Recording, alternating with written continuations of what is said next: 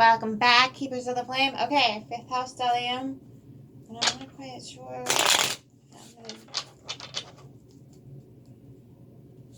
Yeah, how about those rainy,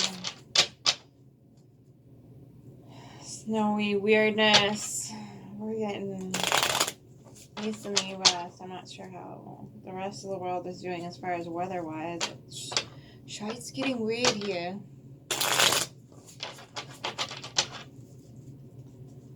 California seems to be making up for the last however many hundreds of years. It's not any rainfall. Alright. 5th house Stellium. What is up?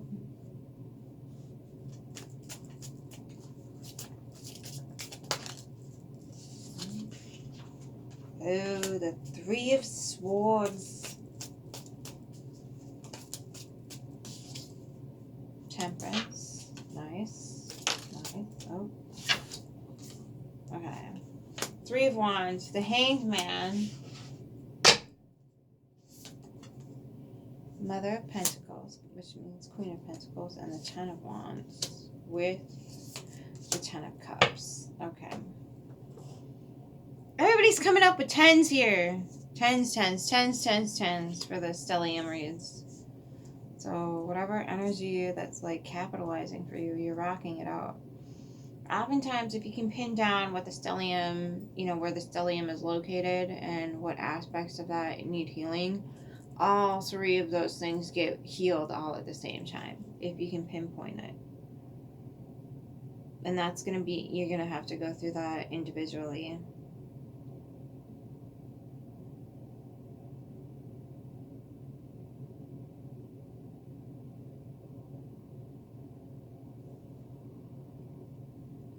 So I feel like this is you knowing that there's a portal with these swords being bound up here. There's a portal that's, and she's pointing to it, the little heron here. She's pointing to it. Herons are a very, very large power symbol, and sometimes can be associated with Lilith. So maybe check out your Lilith placements. She's keeping the flame here. And dripping some water. And pointing to this portal with the 3 of Wands. So this is you now inviting yourself to step through that portal and into a new perspective on value structures and systems. I feel like this is Saturn and Pisces. Interesting. So the burden is great, but your happiness is right up there. It's like an equal exchange. Temperance, again, like your burdens are bringing you happiness and joy, and you're finding balance in that, which is freaking fantastic alchemy. And I feel like come spring, some of those burdens are going to just burn off. Maybe possibly 3 in particular, 3 burdens here that you're gonna go through this portal of change here, this shift. You're gonna, I don't know if you're aiming at the 5th dimension or if you are aiming at working through an emotional blockage or alchemizing some sort of emotional experience that keeps showing up for you, which could be the Chiron placement for you. I'm going to try to start incorporating a little bit more of that into my readings, is like where the placements are, because I'm starting to get a bit more of a firm grasp on that, so I can pinpoint what's going on a little bit better as far as you going and doing your own homework with this and you going, okay, what the hell is she talking about? So I'm trying to give you one more avenue of like interpretation for this. Okay. So check the Chiron placement. Chiron's a wounded healer. So many people think that it is the the healing of that wound. And what people do not seem to comprehend is that wound doesn't get healed. That's the whole point of Chiron, is that you heal through your wounds continuously, repeatedly. That wound never goes away. It might scab over, it might get better for a little bit, but it's always going to be there. The resonance from that stays with you the entire lifetime. There's lessons to be achieved, challenges to overcome, alchemy of the spirit, the psyche, and the whatever you want to call it, right? Vital life force energy, however you like to identify yourself as a whole person. And then there's alchemy of the physical, right? Turning your hard work, your efforts, your ideas into something manifest in a physical form. Okay, that's physical alchemy. Now there's also, people will get very scientific too. That's for a particular sect of people. If that calls to you, definitely start looking into that right now.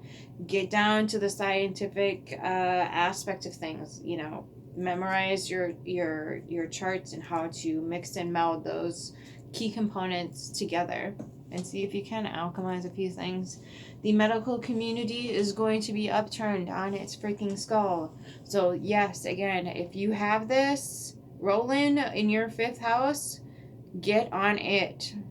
Get on it. Okay, that whole entire field is going to shift. And if you can stay on top of that and get ahead of the game, dude, your Pentacles, darling. Your do-it-yourself Pentacles are going to be better for it. What else am I seeing? And again, this portal is going to bring this new perspective. Okay.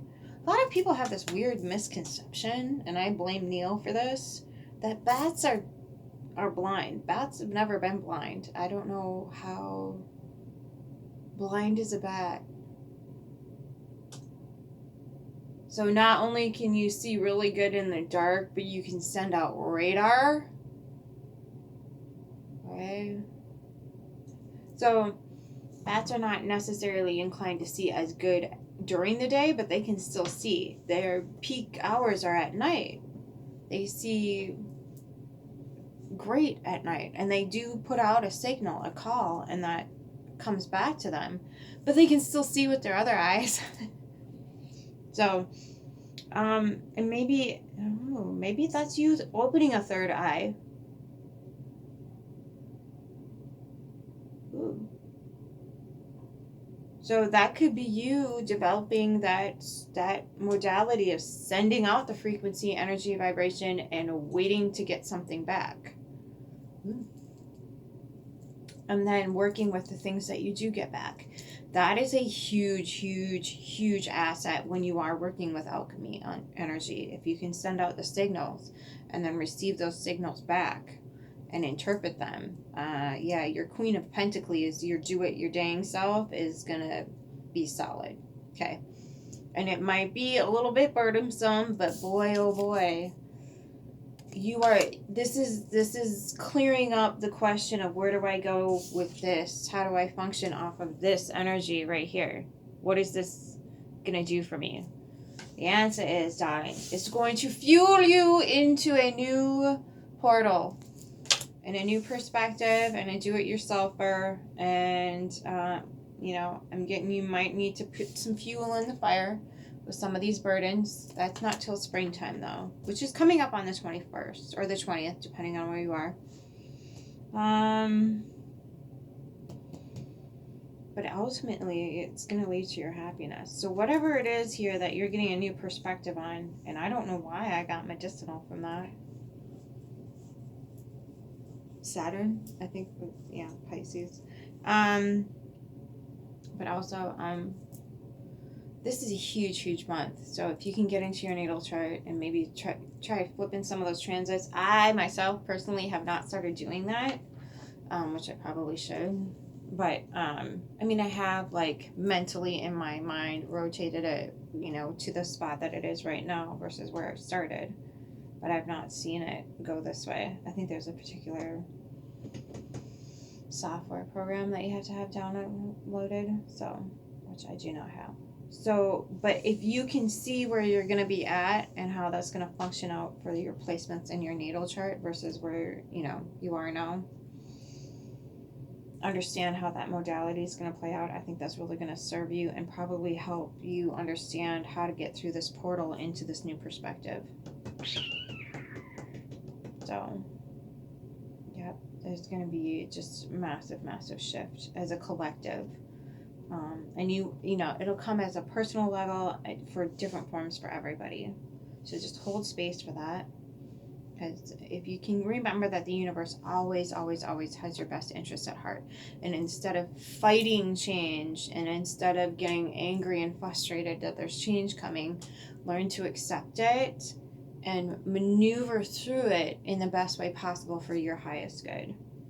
Okay, a lot of times, change looks like an apocalypse or, a massive apocalypse. It's just a revealing.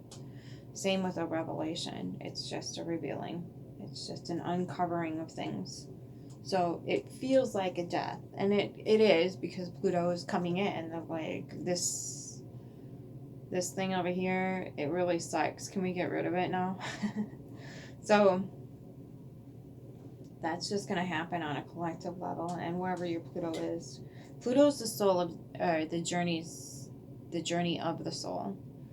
So, Jeffrey Wolfgreen put a really good book together on that and its placement. So if you want to go look into that and see where yours is, it might help you navigate these waters much better. But you're coming out like this, so and with the Queen of Pentacles, or the Mother of Pentacles, I should say. So if you can see those, can't see these. So yeah, that's all I have for that. But that's pretty a good read.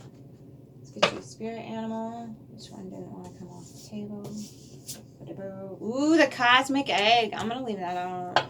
I'm like, why? No, you can't have half the deck, but that one might want to pop out. Does this one want to pop out? Nope. Alright. I'm going to shuffle it though.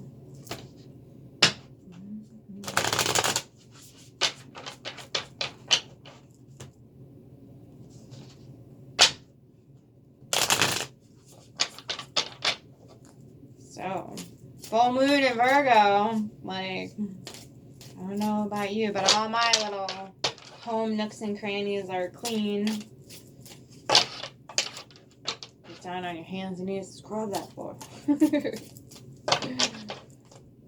My midhaven is Virgo, so. My seat of my soul needed to be cleansed. Okay, there it is. Ooh, dang, fire ant. The dolphin. Man, these two cards right here have been coming up. I mean, I've been doing readings for other people, but this might be like this Pluto shift thing. The fire ants and the dolphins. Setting the rear on fire. And this little guy going to put it out. I don't know. Doing that little dolphin, like, playful water shifting thing.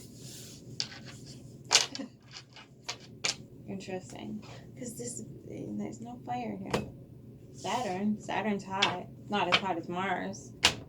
And it's not as hot as the sun. It's still hot. It's the heating element.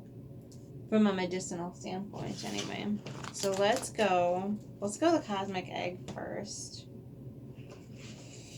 And then we'll do the fire ant and the dolphin and then the phoenix. That's really interesting that those are coming up on a regular.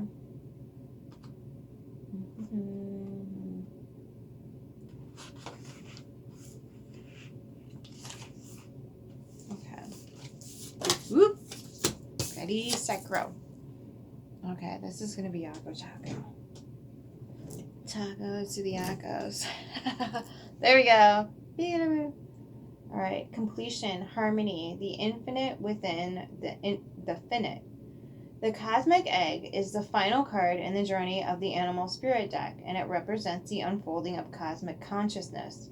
This state emerges after we have after we have tread the path for quite some time. And through self-effort and grace, we experience self-realization. A sense of contentment and oneness spontaneously arises within us, and the veils of our self-limiting beliefs are lifted. When the essence of the cosmic egg has been activated, we may feel as if we will never quote unquote get there, or that we travel alone, disconnected from others. Even if our encounter with this card is brief, appearing as a monetary glimmer or flash of interconnectedness, it is potent energy. This potent energy stays with us. The cosmic egg is a remedy for the fragmentation of modern life. It's through the power of this card that we are reminded of the cosmic contract written at the beginning. We hold on to life. What? It is through the power of this card that we are reminded of the cosmic contract written at the beginning. Dash. We hold on to life, and life holds on to us. The journey is complete, but it does not end. Ooh, that's what that portal was. I can't make this stuff up again. This is why I love reading. Like, cards never lie. And it just never fails to... Where's the fire? Never fails to amaze me. Da-da-da.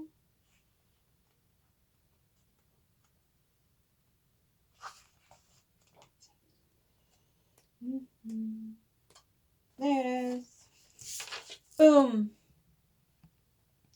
Aggression, rigid thinking, following orders. Fire ant energy flares up without us noticing. It is the force that attracts us to people and situations that feed our imbalances rather than those that counter them. Gossiping and blaming are a few indicators that misaligned fire ant energy is at play. You may also find yourself, quote unquote, stewing on a person or situation, only making things worse. How can you break free from the drama and cool down? Fire ants are surprisingly sensitive. Don't pretend the heat isn't getting to you. When in balance, thoughtful, disciplined. When out of balance, argues, excess heat, gossips. To bring into balance, solo time and walks at night. I don't take that as a personal attack because, like, every time I touch this deck, these two cards come out, even on personal reads. And I've done a few on my daughter, a few on my friends, and a few others. These two cards are continuously coming out. It is just weird. Maybe it's this fire ant and dolphin, Pluto energy, apparently. Or either that or Saturn and Pisces. Yeah, dolphins are definitely Pisces energy. Interesting. Okay, water is back here. What am I doing? There it is. Okay. Innately intelligent, healer, light, blessings. Yep, definitely Pisces. The gifts of the dolphins are beyond our human minds can grasp. Dolphin personalities are often drawn to the healing arts as they are sensitive to the subtle and enjoy working on the level of spirit. It is easy for dolphin types to underestimate the impact they make in the world. These creatures play such an important role on the wheel of karma that coming in contact with a dolphin type will change the entire course of your day and thus your life. This card can also indicate a profound blessing is on the way. When in balance, active healer, strong spiritual practice. When out of balance, underestimates own power. To bring into balance, like-minded spirits. Alright, the Phoenix. Heck yeah, Pluto's coming in, baby! So, Scorpio goes through transformations, and it kind of depends on who you're talking to as to how many and blah, blah, blah, blah, blah.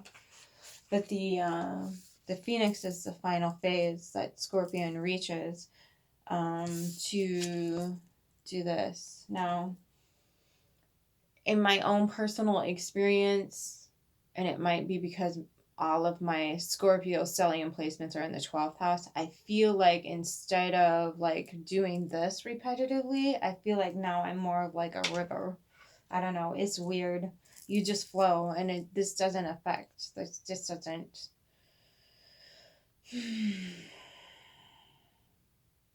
I don't know. It's turned into a different process. I feel like it's still the same process, but it doesn't feel like going up in flames and having to sift through the ashes anymore. It's just I don't know. Once you get so much practice with it, you're like, whatever. Another day, another dollar, another Scorpio reading. Freedom from suffering, past karma, reincarnation. The phoenix represents the transformation of our past. It doesn't mean running from it, denying it, or burning bridges with rage. The phoenix employs an advanced technique described in yoga as the burning of impurities through the practice and dedication. The essence of the phoenix is with us when we realize we've been suffering too long and something must change. We take a stand and decide to live consciously instead of being driven by the unconscious mind, and it is a long list of fears and aversions that at that very moment the spark of the phoenix is lit. And the great bird helps us burn through our baggage. We no longer run from who we are, what has happened to us, or what we have done. The stuckness, quote unquote, and quote unquote dead weight fall into the ashes, and a lightness and a clarity emerge. As the stagnancy continues to smolder, the phoenix lifts our spirits up, and we begin to recognize ourselves. Again, we may catch a glimmer in our eye that wasn't there before. Look closely. It is a sign that the fire of transformation is upon your wings. The phoenix in the first chakra. The ancient yogis believe that our heaviest karmas reside in the first chakra. This earthen center is also called the Muladhara, or our root. The ascent of the phoenix begins here as the entanglement of karmas is slowly burned. It rises from the ash towards the navel center again and again, and it makes this journey from first to third chakra, purifying our essence, freeing us from the past.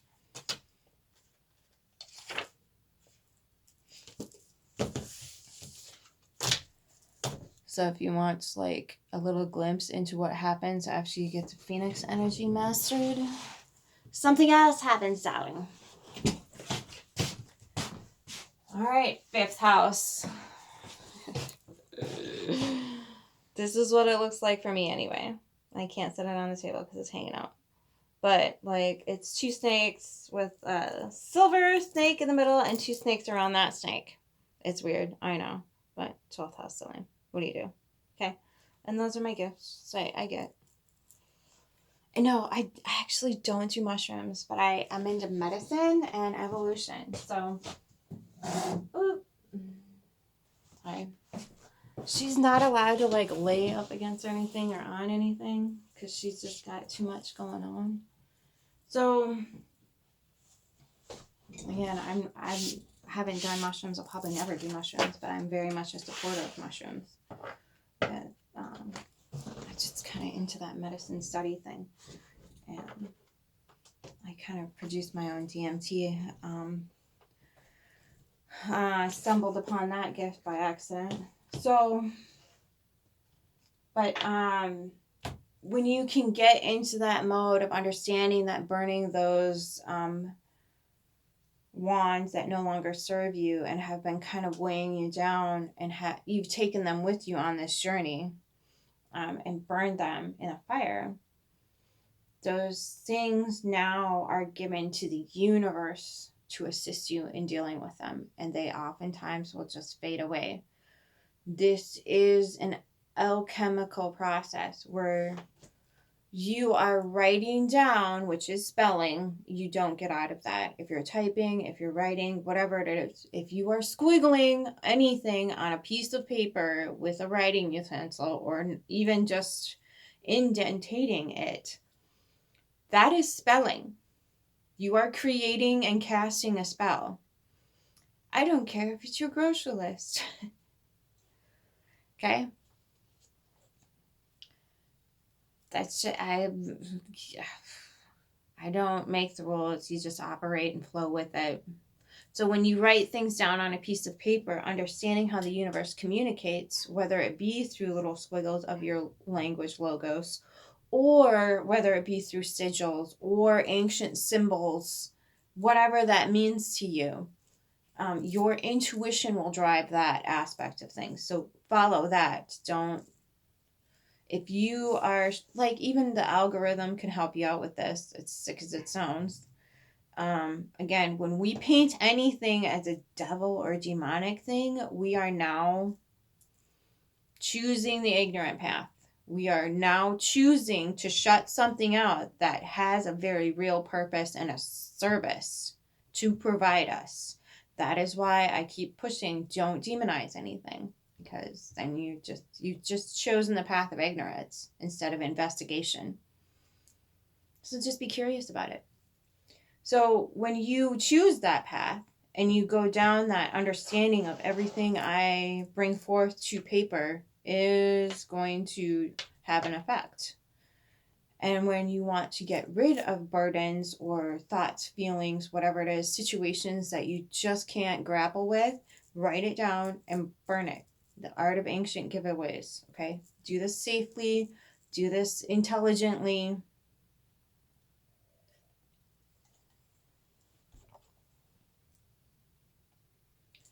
And the trick is to watch it burn. Your brain is absorbing this information. So if you know that you've written on that piece of paper all of the strife, the mental anguish, whatever. And again, we're still in that shadowy Virgo moon, and it's dissipating now. Okay, it's going away. So if you want to do that now, you can do that 3 days before and 3 days after the full moon. It's totally workable. 3 days before, you're going to build up. 3 days after, you're going to take down, moving with the flow of that energy. That's the key to all things that are manifest, if you will. And it comes to a point of understanding that this is not an energy that we just get to vet ourselves out of. That's not how that works. We've been vetting ourselves out of the energy for a long, long, long time. And we are staring the results of that in the face. Big freaking no-no. So if we can work with those energies rather than against them, or rather than ignoring them, and rather than saying, I want this thing now, and the planetary alignments are like, well, that's nice, but we're doing this today. What do you think is going to happen?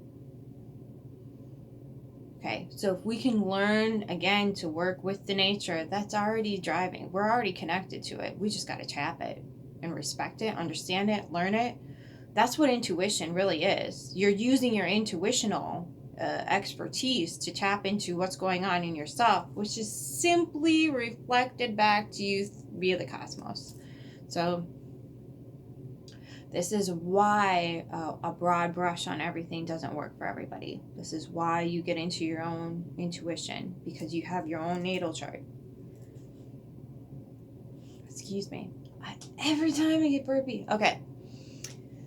I gotta stop saying that. So when we can understand that that's how that works, and instead of seeing those burdens as like, oh my God, that is something that you're carrying up the mountain, and when you get to the top of that mountain, you're going to be like strong as ever. And that doesn't mean necessarily in a musculistic and physical realm. It could be mentally, it could be emotionally, it could be whether it's you opening your third eye and getting really clear and psychic about things that are happening around you. That could be one of the burdens that is just, like you are just inundated with that, and like plugging through that energy with a do-it-yourself attitude. And then when you finally do get to burn those things off and release them, those lessons will oftentimes be revealed, and the mental clarity that comes in, this is very Aquarius energy, is you burned it, right? And now that Aquarian energy, even though it's air, it's of the mind, right, uses that water that cleansing emotional release to it's like the clouds in the air holding the rain, and the water comes down and washes that away. And now you have total and utter clarity on the entire process and how it works. It's really cool. That's what's going to be really neat about this Aquarius holding Pluto for these next 20 years. Is those three elements are going to be brought into hard focus. And what is really cool about that is ash is actually used in soap. A lot of soap. It's cleansing. Ash is also cleansing. Lye water is a form of ash, but it does burn you. That's what they used to use that as hand soap, but you'd have to really wash it off super, super, super good because it could burn your skin. So they made lye water, and then they alchemized it into a bar of soap. Okay. So the fire has cleansing properties. Aquarius is all about cleansing and healing. This is going to be huge as far as that aspect of it goes. And I thought it was really fascinating that in your read you had those wands and the 10 of cups, both 10s at the same time. I'm like, because that's Plutonian energy. Pluto's hot. It's feminine. Pluto's hot. It will burn away everything that no longer serves. Pluto, the archetype for Scorpio men and women are the king and queen of the underworld, which hell, which is fiery and hot, right? Burning away. Again, they're just archetypes and they're just stories. It's cool to tell stories. It's fun to be immersed in those things and understand yourself better through the eyes of a story, rather than having to like sit with yourself and be like, okay, well, I made this choice today. What does that mean? Instead, you see it on the outside of you and you assess it and you're like, you know what? I do things like that, and this is actually how it plays out in real life, and I want a different outcome, so I'm going to choose this instead next time when I'm in this particular predicament. Make sense? Okay. So, I think this is you teleporting into a different dimension, a shift, if you will, an upgrade, or whatever the heck it is, in your sight process. I think the amount of energy, frequency, vibration you are going to be able to witness as a human is now going to get amplified and upgraded, because you have that bat there with a different perspective.